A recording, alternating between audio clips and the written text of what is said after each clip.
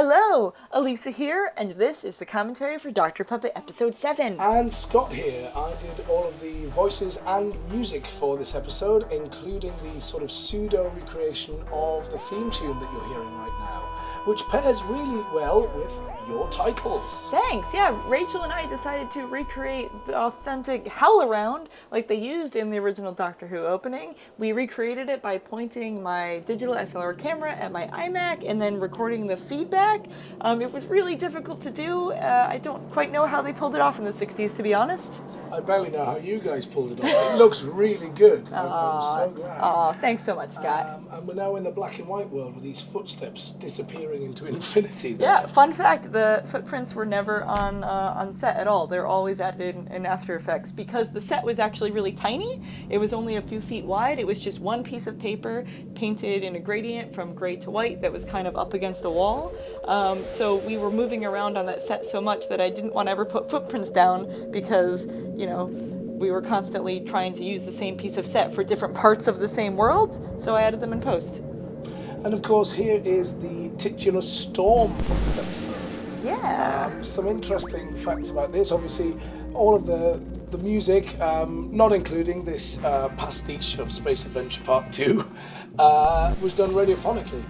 So there's a lot of sounds recorded to tape and then reversed and sped up and slowed down and spliced and reordered and affected that way.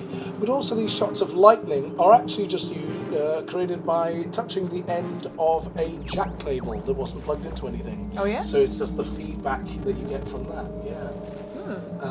This piece of music is, as I said, is a direct pastiche of a piece of stock music that the BBC used and is most famously heard in Tomb of the Cybermen. Go check that out. Well, I love it. Ah, so good. And just as we're out of the storm, I will mention that there is an entire video on my channel about how I created the look of the storm and what the meaning of it is, so I'll put the link in the description down below. And at this point in the story, we're sort of changing from between the two parts of the episode. Yeah, there's really two halves here. Exactly, and the music changes to reflect that. This is the last radiophonic stuff you will hear, and we sort of gear change into the orchestra. And of course, a recorder to accompany the second Doctor. We never even discussed whether the recorder music would be in it. We both assumed it, so that's why I made the recorder prop. Exactly. And there it is, he gets his recorder. And the notes he actually plays on the recorder at the moment are lifted directly from the Three Doctors, where he's just sort of ruminating and plays a couple of notes. I animated the shot of him playing it there. It was so difficult because I had to glue his fingers onto it, and man, that was a tough one. Worth it though. Worth it. Totally worth it. This episode I think looks great, but that's because I'm a big nerd who loves 60s Doctor Who. Well, then this is a dream come true. Definitely.